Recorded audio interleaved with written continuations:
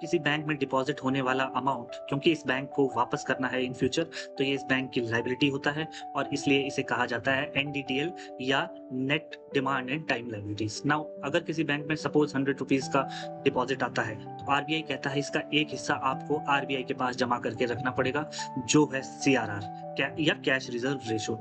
इस पैसे पे बैंक को कोई इंटरेस्ट नहीं मिलता।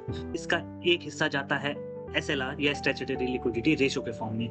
इस पैसे को बैंक्स को या तो गवर्नमेंट सिक्योरिटीज में इन्वेस्ट करना होता है या अपने पास कैश में रखना होता है या इन फॉर्म ऑफ गोल्ड, और इस पर अकॉर्डिंगली बैंक्स को इंटरेस्ट मिलता है।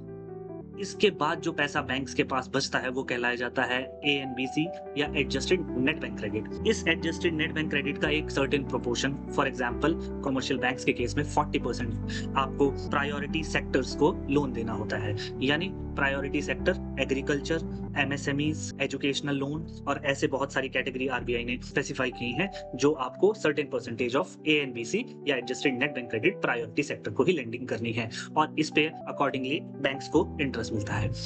नाउ रिमेनिंग पैसे को बैंक्स फ्रीली लोन्स दे सकते हैं और इस पे इंटरेस्ट चार्ज कर सकते हैं। नाउ अब अगर कभी आरबीआई बैंक्स को रिस्ट्रिक्ट करना चाहते हैं क्योंकि इकोनॉमी में मनी सप्लाई बहुत ज्यादा है और वो चाहते हैं कि बैंक्स कम लोन दे, तो वो सीआरआर एंड एसएलआर को की परसेंटेज को बढ़ा देंगे जिससे बैंक्स के पास कम पैसे बचेंगे लोन देने के लिए। दैट मींस जब जब वो मनी सप्लाई को कॉन्ट्रैक्ट करना चाहेंगे या रिस्ट्रिक्ट करना चाहेंगे तो सीआरआर और एसएलआर को बढ़ा देंगे।